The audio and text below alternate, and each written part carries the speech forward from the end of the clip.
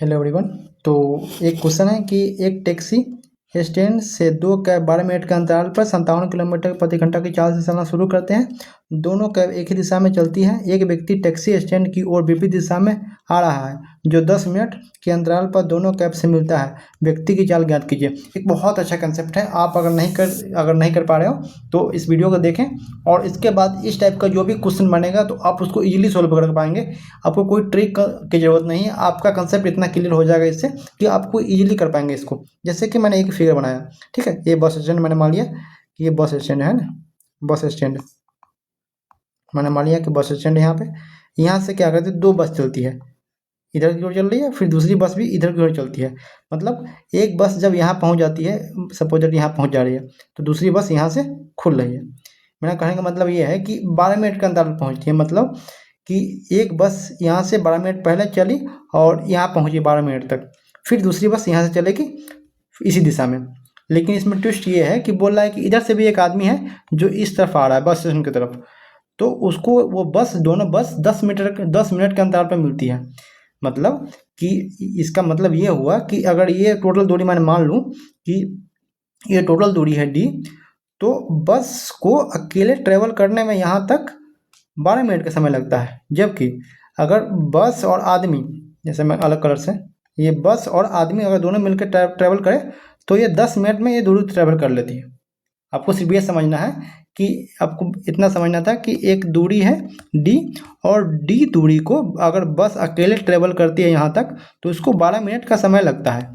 लेकिन अगर कुछ दूरी इधर से बस ट्रेवल करती है और कुछ दूरी यहाँ से अगर मनुष्य, जो मनुष्य है, व्यक्ति है, वो ट्रेवल करता है, तो दोनों मिला के 10 मिनट में ये टोटल डिस्टेंस कवर कर लेता है। बस इसका यही क्रक्स कंसेप्ट था जो आप समझा दिया मैंने। चलिए अब इसको सॉल्व कर लेते हैं, है ना। इसको पहले मिटा देता हूँ मैं। चलिए, तो यहाँ पर दिया हुआ है कि इसका जो बस का स्पीड है वो 57 किलोमीटर प्रति घंटा है, ठीक है। तो 57 किलोमीटर प्रति घंटा से चलता है तो इसको 12 मिनट लगता है ना। मैंने मिनट के मिनट ही रहने दिया क्योंकि मिनट से मिनट कट जाएगा, ठीक है। उसी दूरी को मान लिया कि ये डी दूरी है। इसी डी दूरी को तय करने में अगर बस 57 किलोमीटर प्रति घंटा और प्लस अगर विपरीत दिशा में चलता है तो मनुष्य जो चाल होती है वो जुड़ जाती है। लेकिन जब दोनों सेम दिशा में चलेंगे तो चाल घट जाएगी, रिलेटिव स्पीड जिसको बोलते हैं। इसके ऊपर मैंने इसी चैनल पे टाइम एंड स्पीड डिस्टेंस करके एक वीडियो बना रखा है। अगर आपने नहीं देखा तो आप उसको देख सकते हैं ताकि आपको इस कंसेप्ट में क्लियरिटी आए कि मतलब जो नाव में जो मतलब सदी जो नदी में चलती है गाड़ी, उसमें क्या होता है कि अगर समान दिशा में चल रहा है तो उसमें स्पीड जुड़ जाती है। लेकिन अगर रोड पे बात करें ऐसे जनरल, तो विपरीत दिशा में चलती है तब जुड़ जाती है, अगर समान दिशा में चलती है तो घट जाती है। उसके विपरीत होता है कि अगर ये नदी में अगर नाव चल रहा है विपरीत दिशा में तो उस समय रिलेटिव स्पीड घट जाती है, ठीक है। तो इसके लिए मैंने वीडियो बना रखा है इस पर, तो आप उसको देख सकते हैं।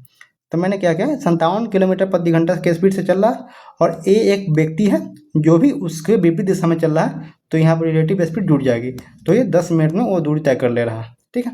तो 10 मिनट से मिनट काट दूंगा तो कितना हो जाएगा, 5 दूना 10 और 6 दूना 12। इसको अगर गुना करें तो 50 छक्का 300 और 7 छक्का 42, मतलब 342 किलोमीटर प्रति घंटा बराबर 57 प्लस ए इंटू 5।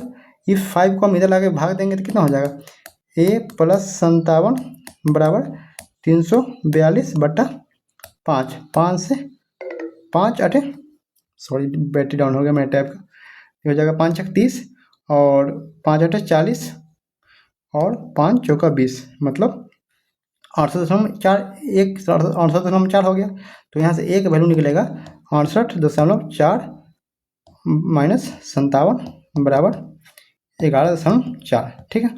आप इसको और भी तरीके से कर सकते हैं, लेकिन ये मुझे लगता है कि सबसे ईजी वे है जिसको आप रिमाइंड कर सकते हैं, याद कर सकते हैं। और मैं आपका इसको एक और तरीका बता देता हूँ शॉर्टकट, जो आप शायद यूज कर पाए एग्जाम में अगर आपके पास कम समय बचा हुआ तो। जैसे इसका अल्टरनेटिव तरीका ये है, मैं कलर चेंज कर लेता हूँ पेन का, कि जैसे ये 12 मिनट दे रखा है और एक 10 मिनट दे रखा है, तो आप इस 12 को 10 और 2 में बांट देंगे और 10 का जो ज़्यादा वाला वैल्यू होगा वो होगा स्पीड किसकी, बस की स्पीड होगी, और जो कम वाला होगा वो होगा जनरली, मतलब अगर आप देख लेंगे कि जो तेज़ स्पीड चल रहा है उसका स्पीड ज़्यादा होगा और इसका स्पीड कम होगा। जो बड़ी बड़ी संख्या उसको 2 रेशियो में बांटना होता है, 10 और 2 में। जैसे इस टोटल टाइम 12 लग रहा है और दोनों मिलकर आ रहे हैं 10 लग रहे हैं, तो 10 और 2 में बांट दिया मैंने। तो 10 का वैल्यू दे रखा है 57 किलोमीटर, सॉरी ये क्या कर रहा हूँ, 10 का वैल्यू दे रखा है 57 किलोमीटर प्रति घंटा। तो 2 का वैल्यू हो जाएगा यहाँ पर 2 इंटू 57/10 बराबर 11.4। आई होप कि आपको ये भी समझ में आया होगा। लेकिन ये ट्रिक है, बस ट्रिक इसी से निकलता है, जो मैंने बताया आपको कंसेप्ट इसी से आता है। तो आप इसको मतलब ऐसे भी अप्लाई कर सकते हैं। जैसे कि आप थोड़ा सा एग्जाम्पल के लिए मैं बताता हूँ कि आपको दे रखा है ऐसे कि टोटल जाता है तो 15 मिनट का समय लगता है, लेकिन अगर उधर से अगर आदमी आ रहा है कोई, तो उसको प्रत्येक 10 मिनट बाद दोनों बस मिल रही है। तो हम इसको मान लेंगे 10 और 5 यूनिट में 2 बार टूट जाएगा, और जो बस की स्पीड होगी वो होगी 10 मान लेंगे 10 यूनिट, और जो आदमी का स्पीड होगा मेन का वो 5 यूनिट निकाल लेंगे। 10 के वैल्यू सपोज जो 60 दिए रखा है, तो यहाँ पर इसका वैल्यू हो जाएगा कितना 30 किलोमीटर प्रति घंटा, ऐसे निकालते हैं। लेकिन मैं उम्मीद करता हूँ कि आपको पहले वाले क्वेश्चन जो अप्रोच मैंने बताया पहले सोल्यूशन वो ज़्यादा सही लगा हो, क्योंकि वो कंसेप्ट है और उसी कंसेप्ट से ये ट्रिक निकला हुआ है। तो आप इसको भी याद रख सकते हैं। अगर समय मिले, अगर कम समय रहो एग्जाम में आपको लगाना हो, तो आप ऐसे भी लगा सकते हैं। ठीक है, चलिए छोटा वीडियो है, लेकिन ये बहुत अच्छा कंसेप्ट था, इसलिए मैंने इस पर वीडियो बना दिया। चलिए रखते हैं। और कोई कंसेप्ट आपका वीक है उस पर आप कमेंट कर सकते हैं कि इस पर बना दो वीडियो, तो मैं बना दूंगा। चलो।